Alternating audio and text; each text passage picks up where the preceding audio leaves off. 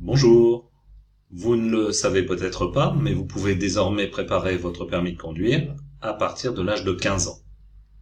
Le permis de conduire comprend actuellement deux parties. Une première partie théorique, qu'on appelle communément le code, qui se déroule en auto-école. Et ensuite, il y a une deuxième partie, pratique, d'au moins un an, qui permet à partir de l'âge de 17 ans de participer aux épreuves du permis. Alors cependant, il faudra ensuite attendre l'âge de 18 ans pour conduire en totale autonomie un véhicule. Conduire un véhicule, ça n'est pas simple. Pour vous montrer un exemple de ce que cela peut donner, je vous propose de regarder la vidéo suivante et d'imaginer être au volant de la voiture qui est présentée pendant un après-midi d'été, alors que vous cherchez votre route en suivant les indications de panneaux directionnels. On se retrouve juste après.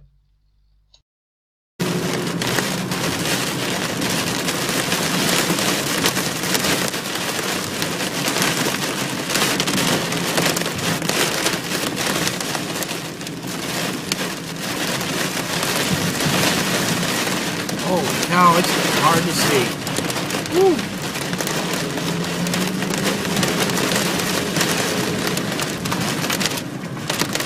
Got my wipers on full.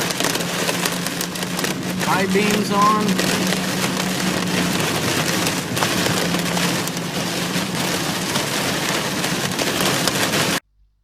Comme vous avez pu le constater dans la vidéo précédente, les conditions météo étaient épouvantables, avec une pluie battante et puis une luminosité qui était très mauvaise.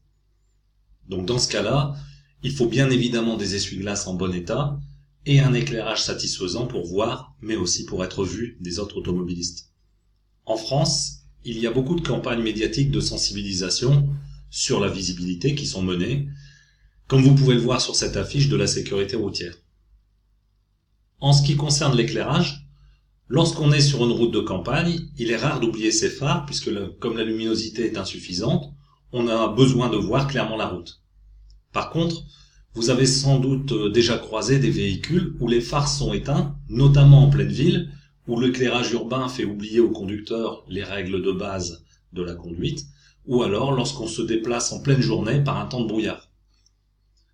En ce qui concerne les essuie-glaces, il faut toujours adapter la vitesse de balayage en fonction de la quantité de pluie qui s'abat sur le pare-brise. Alors il existe des systèmes automatisés qui permettent d'assister le conducteur et d'améliorer la sécurité.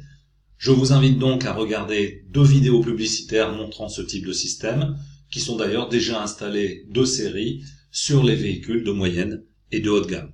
On se retrouve juste après.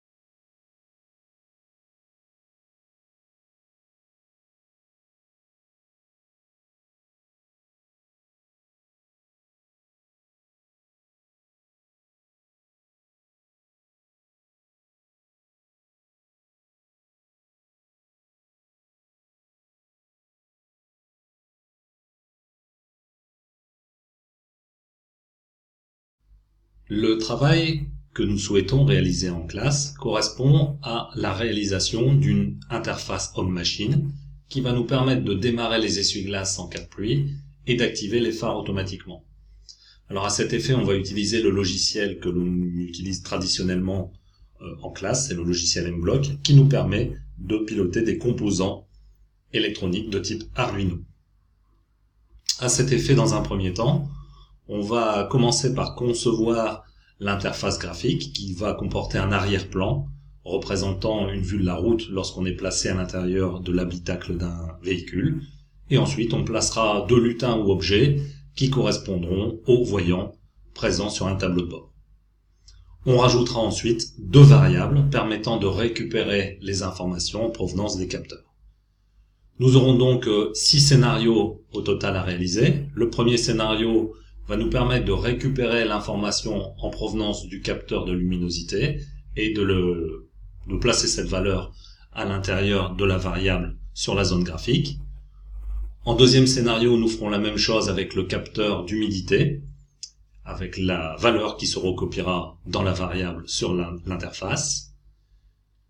En scénario numéro 3, on souhaite, lorsque la luminosité va baisser, activer automatiquement les phares qui seront représentés sur la maquette par une diode. Et puis également, ce que l'on souhaite, c'est sur la zone graphique, faire apparaître un voyant qui va s'allumer ou s'éteindre en fonction de la luminosité et de l'allumage et de l'extinction des phares. En scénario numéro 4, dès que le pourcentage d'humidité va être très élevé, c'est-à-dire en cas de forte pluie, ce que l'on souhaite, c'est que l'essuie-glace, qui est monté là sur notre maquette sur un servomoteur, s'active et que le voyant d'allumage des essuie-glaces apparaisse sur la zone graphique.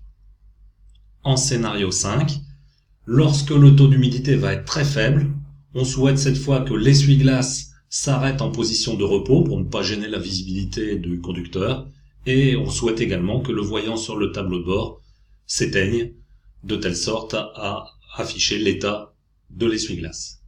Et enfin, dernier scénario, ce que l'on souhaite, c'est si le pourcentage d'humidité est modéré, on imagine à ce moment-là une petite pluie, l'essuie-glace va se mettre en marche en mode intermittent, c'est-à-dire qu'on va avoir une temporisation entre chaque balayage. Et on veut à nouveau que le voyant apparaisse sur le tableau de bord. Je vous remercie pour votre attention, à très bientôt.